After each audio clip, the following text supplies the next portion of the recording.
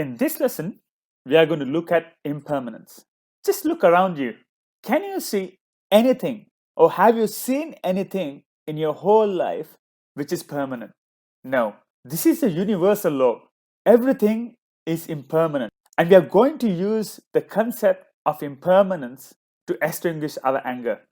But before we do that, we need to get familiar with impermanence. We need to get familiar with the way we are going to use it later in the course to crush our anger.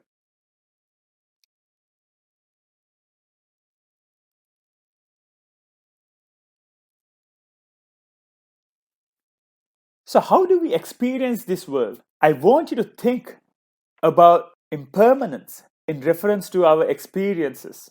Remember that we talked about those 11 things which makes us happy or which makes us angry. How do we experience them? Think about it. We experience the things in this world by sight. We experience the things in this world by hearing, by smelling, tasting. We experience this world by the bodily sense of touch. Our body can also feel temperature. And also we experience the world by thinking. But just think about these experiences. Let's take a supercar, for example. Is it permanent? Just think about a supercar which was manufactured in the 1940s. It would have been such a big hit back then, but how many of them exist today? They're nothing but rust buckets and doesn't exist anymore. It is the same with any experience we go through in our daily lives. Everything is impermanent. And we are going to get familiar with the concept of impermanence by sitting down silently for 10 minutes and reflecting on how we experience this world and how each of the components required to experience the world, like sight, hearing, smell, taste, touch, and thinking, is impermanent. This is a very important part of the course because we are going to use these techniques once we master them later in the course. And without doing this now, you won't be able to get the best results. So, how do we practice impermanence?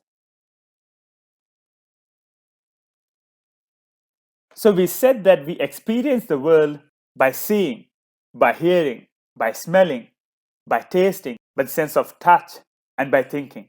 And we focus on these 6 things. For the full form of impermanence meditation, you need to go to the download section and download it. You might need to pause the video now, go to the download section, download the impermanence form, print it out, and have it handy when you go through this. And as we did for the metta, it's the same for impermanence meditation. You need to do it at least 10 minutes a day to get familiar and to absorb the power of impermanence in you. And we do the same thing. You need to find a quiet place.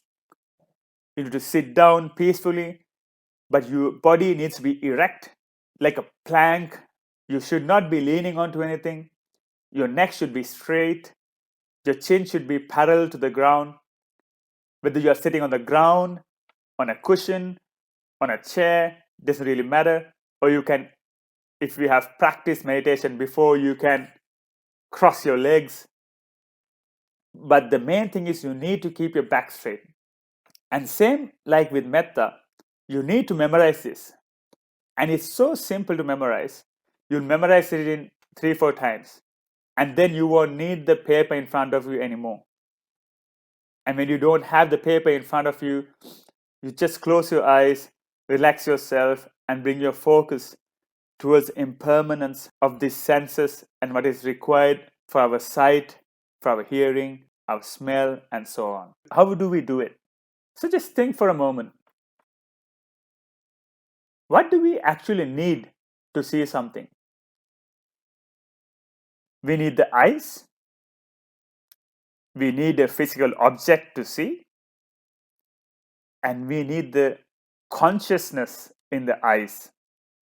If any of these things are not present, you won't be able to see. Just imagine a dead person who just died has eyes.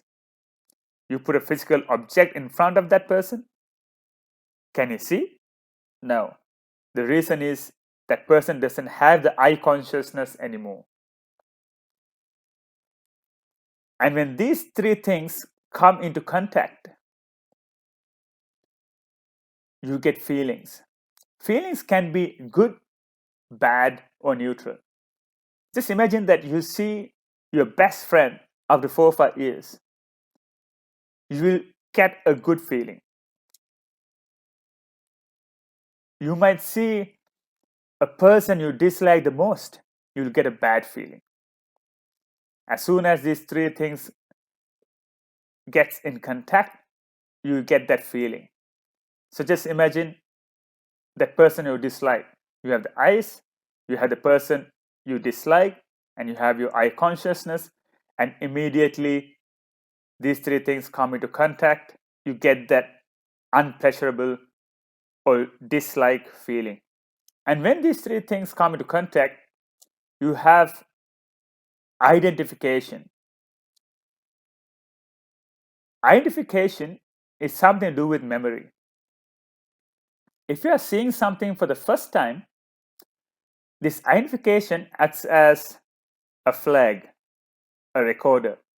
So the next time you see that physical object, whatever it is, it immediately identifies it in reference to the previous contact these three had.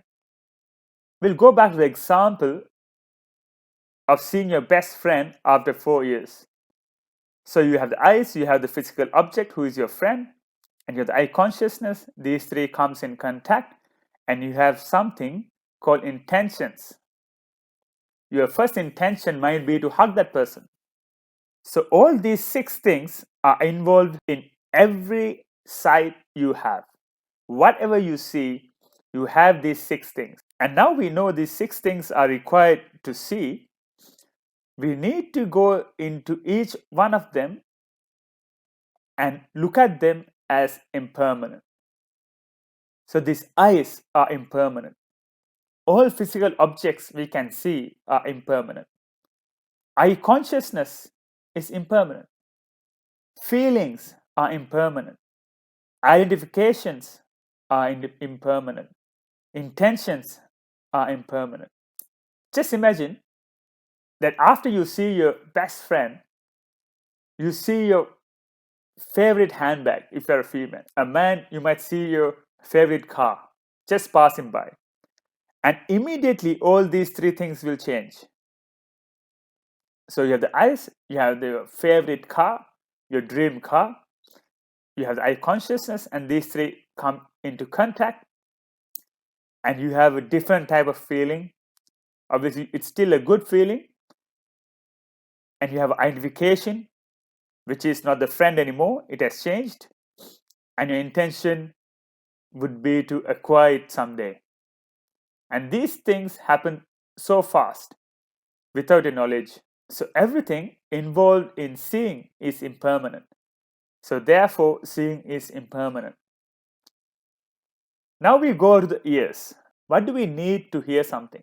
We need the ears, we need the sound, and similarly to the eyes, we need ear consciousness. And when these three things come into contact, we have good feelings, bad feelings, and neutral feelings. And also we have the identifications part. And also we have the intentions part. Just imagine that you're listening to your favorite song. And as soon as you hear this song playing on the radio, your ears, the sound of the radio, and your ear consciousness comes into contact. And when these three comes into contact, you get a very pleasurable feeling if that is your favorite song. You identify this sound as your favorite song, and your intentions are to increase the volume, to keep listening to that song, and so on. Just imagine that song is a song which you hate, you dislike. This feeling would be bad. And you identify that song as a song you hate, and your intentions would be to decrease the volume or switch off the radio or change the radio channel. And again, all these six things are impermanent. Just imagine you're listening to your favorite song and your child in the backseat of your car starts crying. So you have the ears, you have the sound of the crying child, and you have the ear consciousness, and these three things come into contact. And what do you think would this feeling be? Will it be good, bad, or neutral? It'll definitely be a bad feeling because now you can't enjoy your favorite song. The identification, you will identify this as a child crying in the backseat. Maybe it's your child, most probably. The intention could be to give the crying child the milk bottle or find a way to stop the child from crying as soon as possible so you can go back to listening your favorite song. So as you saw from this example, when you listen to your favorite song, at first you had a pleasurable feeling, you identified it as a favorite song, and your intention was to put the radio up. As soon as the child started crying, all these things changed.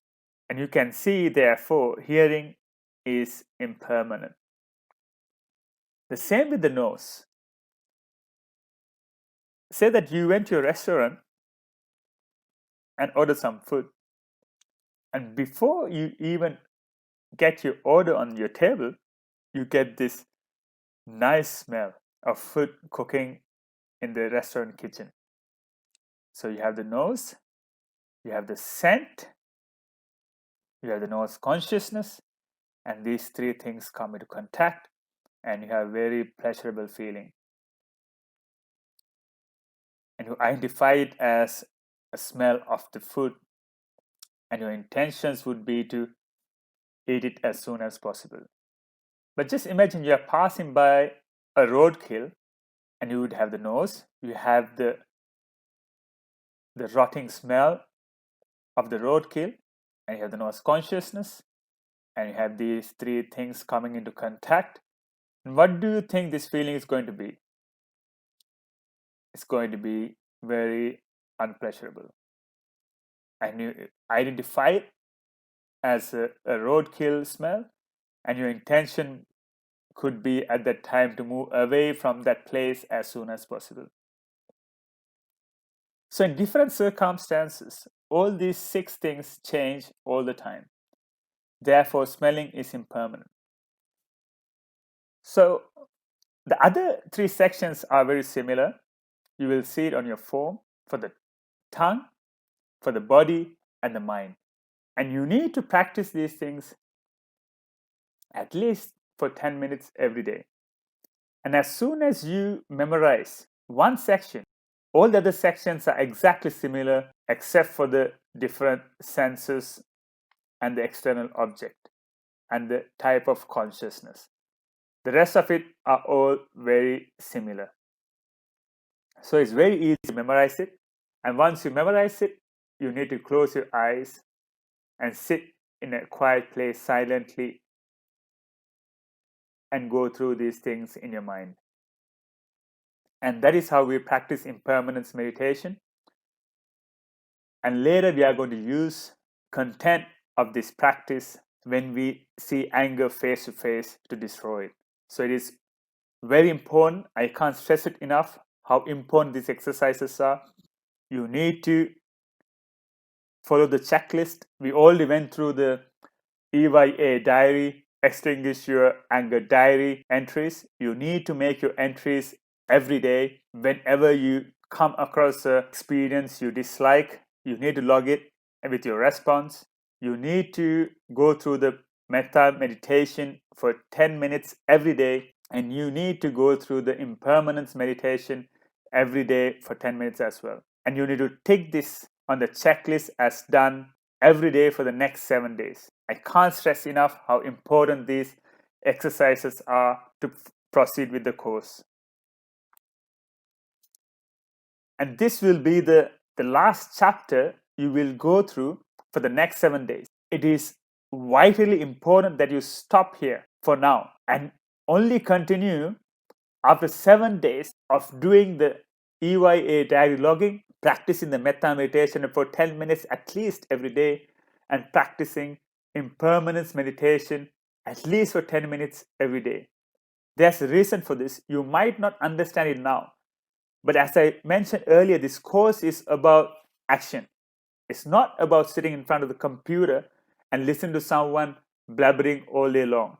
No, you need to get face to face with anger yourself. You need to fight anger yourself. No one can do it for you. And to do this, trust me, you need to understand impermanence and metta very well as identify when anger arises in you immediately. That is why these three exercises are so critically important before we proceed to the next chapters. So put your effort to log your EYA entries, do your metta meditation, do your impermanence meditation, and I'll see you in 7 days.